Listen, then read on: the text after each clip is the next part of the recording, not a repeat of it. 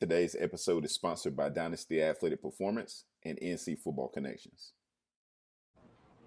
Hello, everyone. Welcome to the All Season 365 podcast. Be sure to follow us on X, Facebook, but also subscribe to our YouTube channel, Spotify channel, and now Apple Podcast channels. Ultimate goal here is to connect with as many people as possible, not just here in North Carolina, but across the country. Today, we have a very special guest. Today, we have Brent Hammer, social content specialist located in the Raleigh area. You might have seen a few of his videos, photos floating all over the internet. How you doing today, Brent? Doing great. Can't complain. Man, appreciate you for hopping on, man. And we were just talking a little bit before we went live about, the time that you spent on the road. So for you to have some time to check in with us, we truly appreciate it, man. Yeah, I mean, it's no problem at all. I love giving back in any way that I can and just giving insight to, really anybody who, wants to hear it, listen to it, and just, maybe if it's somebody similar in my shoes that's, starting out and just want some insight on, how to get to a position where they want to be, 3-4 years later down the road. I'm always more than glad to be that resource.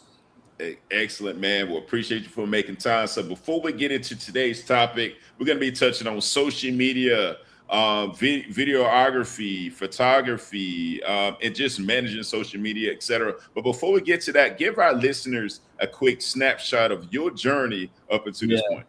So I came from a very small town in North Carolina, Avery County. It's I graduated with a high school of about 150 kids. So super, super small. And then I went and played football at Avery University in Virginia.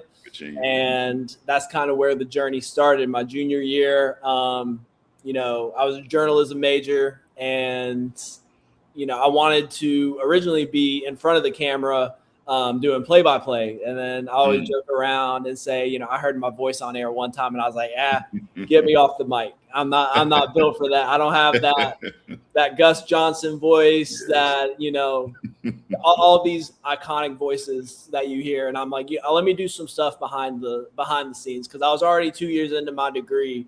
Can't change it now. So I was like, what else can I do? And I've always had the want and the passion to create stuff. A big thing for me was when I was coming out of high school, I was wanting, a commitment graphic because I saw every athlete in the world having one. And I was like, I don't know anybody. So I don't even know how to go about that. So I taught myself how to do it on, an iPhone app called PixArt. Nice. Made my own, edit, posted it. And I thought, oh, that was easy. This can't be that hard. So I picked it back up in, my junior year of college. And that's when I ended up buying my first camera, and then just kind of started shooting photo, video, and stuff, for the university I was at, and kind of just went from there. COVID hit. I graduated in the middle of COVID, right when it hit. So not a lot of journalism jobs open. And then ended up moving down to, the Triangle area. And I ended up starting as a football coach at Granville Central. And then I went up to Vance County. And, that passion kind of picked back up. And I was like, I'm going to stop coaching and I'm going to, give back to a community in another way. And that's, making memories that people won't forget for, years, whether it's a big game or documenting a season that, will never be forgotten, stuff like that people really hold on to for generations. Not nicely stated. And you and I, we crossed paths momentarily during my time at Southeast Raleigh. I got a chance to see the work that you was putting together for our athletes. Our athletes were very appreciative of that. It's funny because I'll be teaching classes over there, right? And Duck or one of the boys was like, "Hey, coach, look at this right here." And I'm like, "Whoa, look at that, man. It's like a movie." So, and then obviously Vance County as well. And because of that, your stuff was floating all around, and which brings us to today's topic. So let's first touch on social media. So how do you determine what type of content will perform best for specific audiences?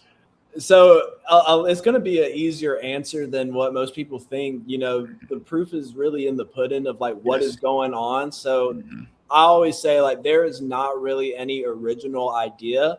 It's just taking an idea that somebody else has gone, and make it your own. So whether you want to mold it to the geographic, region that you're in, or if you want to, touch on a similar story that another person was doing and make a documentary about that.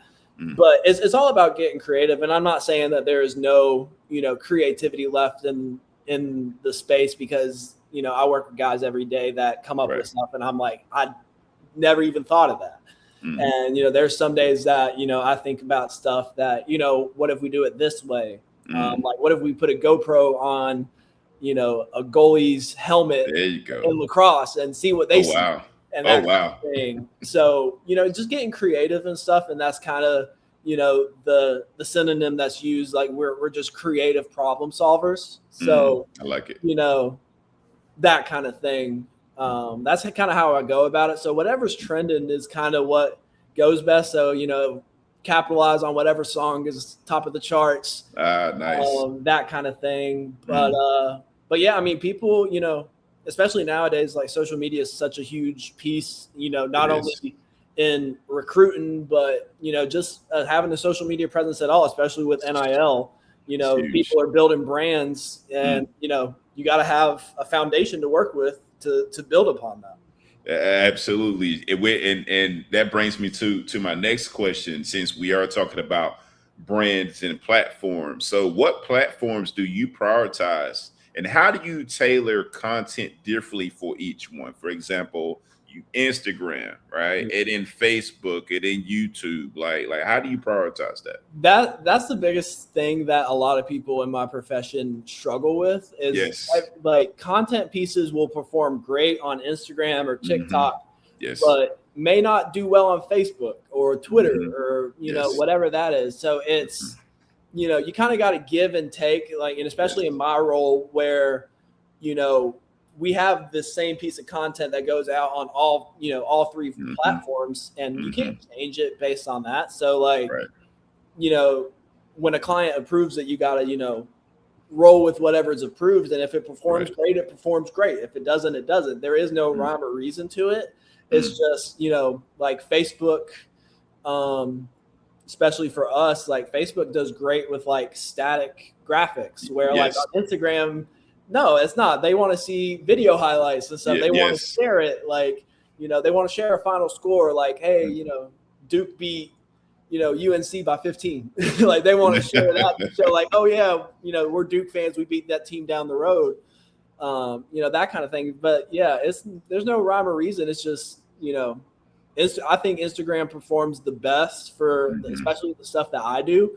But the emergence of TikTok in the last 5 years has really kind of, separated a lot of people on, some people may do better on TikTok than Instagram and, vice versa. It just really depends on, what market you want to attract to. Yes. And you brought up a good point. And because, whenever I'm speaking to my students about marketing, right, like a lot of it boils down to the demographic and the age, right? So for example, Instagram correct me if I'm wrong, but Instagram has a younger audience more often than not, and Facebook has a older audience. So obviously older folks are into different things that younger folks are into, and TikTok is a combination, and X is more like news, right? Like more news. So whoever's listening, like he's saying, man, make sure you do your homework, and look at the feedback and make adjustments accordingly.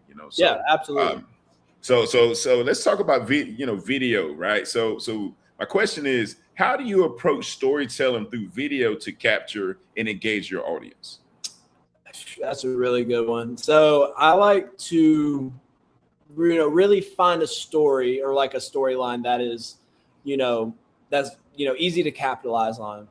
Like for Vance County, they went undefeated the year before I came in there, lost in the first round, had, a 3-star defensive end that was relatively unknown to the world. Ended up committing to South Carolina, and if you ask him, he would say, I'm not the best player on that team. So he is very selfless in that way. He will always say, our quarterback was the best player on that team because he did everything. He had, 3,000 yards of offense, and then on top of that, 10 interceptions on defense. So a true athlete, and that goes to show not just his humility, but just that real family atmosphere. Like, a lot of teams preach family, but they are really family, and that's kind of what I capitalize on with that. And then it's kind of situation by situation. So looking ahead to Clayton this year, and the way that I'm following them, made it to a state championship last year, lost to a top 25 team in the nation, lost to them by 14. So it was not like a blowout game or anything like that, but just, capitalizing on, their journey back. They lost some key players. They got a really good transfer that, transferred in from the Raleigh area. And really just telling that story. And like we talked off stage, their head coach is such a genuine guy. He is. When you coach players like Drake May, you kind of have seen the pinnacle of the sport. Yes. And I think they're just going to be well equipped, like they always are. And from the couple weeks that I've spent there, that program is a well-oiled machine, which for a high school rank is really, really crazy. Because it did give me flashbacks to my college days. So I'm like, okay, you guys are doing this too. Like, you have a director of player development. Like, that's crazy. That is crazy. Yeah, and again, he does a great job, and he clearly communicates the expectation. But the ultimate goal there is to make sure that the kids are successful beyond their playing days. Okay, and so you brought up a good point there. So what steps? Because what I notice is on Instagram, right? There's a rise of people that are younger people that are really starting to get into this vein with videography and photos, etc. Yeah. So what steps did you take early in your career that helped you improve your skills the fastest?